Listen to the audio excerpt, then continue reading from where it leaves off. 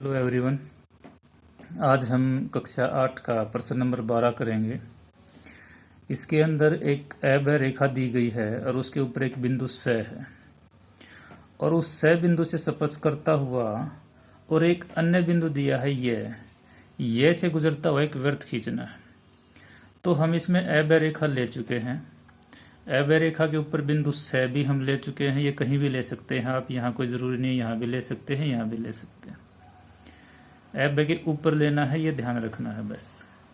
इसके अलावा एक बिंदु दिया है वो भी आप कहीं भी ले सकते हैं, यहाँ भी ले सकते हैं, यहाँ भी ले सकते हैं, यहाँ भी, और नीचे भी ले सकते हो, नीचे कहीं भी। तो एब के स बिंदु से गुजरता हुआ यानी कि इसको स्पर्श करता हुआ और यह बिंदु से गुजरता हुआ आपने एक वृत्त खींचना है। अब ये सवाल कराने से पहले आपने एक वीडियो मेरा देखा होगा जिसके अंदर वृत्त से संबंधित 8 बिंदु मैंने बताए हैं। उसमें एक बिंदु था हमारा, वो ये कहता है कि अगर आपके पास एक वृत्त है और वृत्त को स्पर्श करती हुई कोई रेखा गई हुई है तो उसका जो स्पर्श बिंदु है अगर उसको हम केंद्र से मिलाएं तो केंद्र से मिलाने वाली रेखा और ये स्पर्श रेखा दोनों एक दूसरे के ऊपर लंब होती है यानी कि 90 डिग्री का कोण बनाती है। ये उन 8 बिंदुओं में से 7वां बिंदु था। अगर आपने वो वीडियो नहीं देखा है तो आप जरूर देखना उसको, अदरवाइज ये क्वेश्चन आपको अच्छे से समझ में नहीं आएगा। अब इसी बात को ध्यान में रखते हुए हमें पता है अगर ये एब रेखा को स बिंदु पर हमारा वृत्त स्पर्श करेगा तो एब रेखा एक स्पर्श रेखा हो जाएगी और इसका स बिंदु स्पर्श बिंदु हो जाएगा। इसलिए हम स बिंदु पर 90 डिग्री का कोण बनाएंगे और जो 90 डिग्री के कोण वाली रेखा होगी उसी के ऊपर आपका केंद्र होगा। तो इस बात को ध्यान में रखते हुए हम यहाँ पर स बिंदु पर एक 90 डिग्री का कोण बनाएंगे और कोण बनाने के लिए जितनी भी लाइनें हम खींचेंगे वो सारी बिंदुदार होंगी यहाँ पर, क्योंकि ये कंस्ट्रक्शन वर्क है।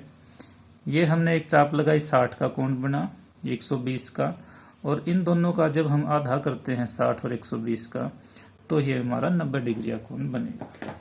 90 डिग्री कोण वाली लाइन भी हमारी बिंदुदार ही होगी क्योंकि ये हमारा उत्तर नहीं है, हमारा उत्तर वृत्त होगा जो हमने बनाना है। तो इसको भी हम बिंदुदार ही खींचेंगे और हम लिख सकते हैं कि 90 डिग्री कोण हमने बनाया है। इसके बाद इस लाइन के ऊपर हमारा केंद्र है परंतु वो कहाँ है वो हमें नहीं पता। परंतु जो दूसरी कंडीशन है हमारी वो कहता है कि स बिंदु से तो स्पर्श करता हुआ जाना चाहिए वृत्त, य से भी गुजरना चाहिए। तो य से गुजरने के लिए हमें क्या बात को ध्यान रखना है कि हमारा जो वृत्त है वो स और य के बीच में है कहीं, यानी कि स से जितनी दूरी केंद्र की है उतनी ही दूरी य से है। तो इस दूरी का ध्यान में रखते हुए हम क्या करेंगे, स और य को मिला के आधा कर देंगे। और उस आधे वाली लाइन में क्या खास बात होती है कि उस लाइन का प्रत्येक बिंदु स से और य से बराबर दूरी पर होगा।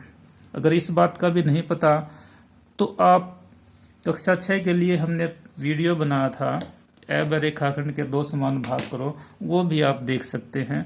लिंक आपको इस वीडियो के लास्ट में मिल जाएगा।